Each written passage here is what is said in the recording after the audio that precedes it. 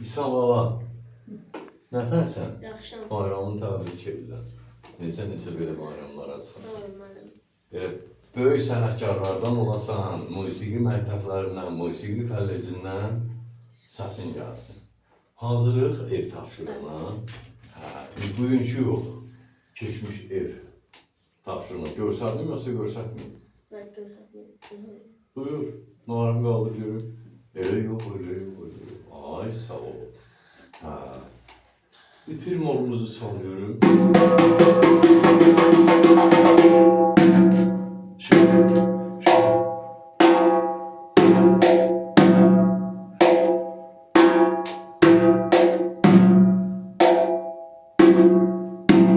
Yok şimdi ışıkın orada şapalavla bugün.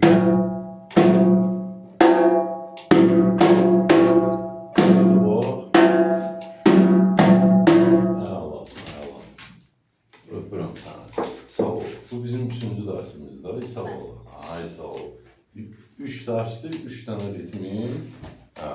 Şimdi bu şapalağı bak bir de sağ gösterdim bir yerde salacak. Bak. 1, 2, 3, 4, 5. Ay sağ ol. Tələsmə. Əla. İndi bu günləri yağlı ritmi öyrənəcəyik. Yağlı ritmi tez olur. Nə qədər istəsən tez sala bilərsən.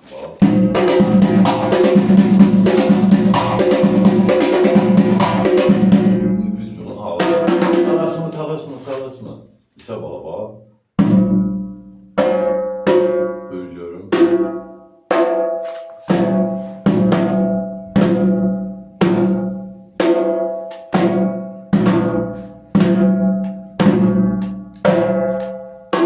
Bir de başladı.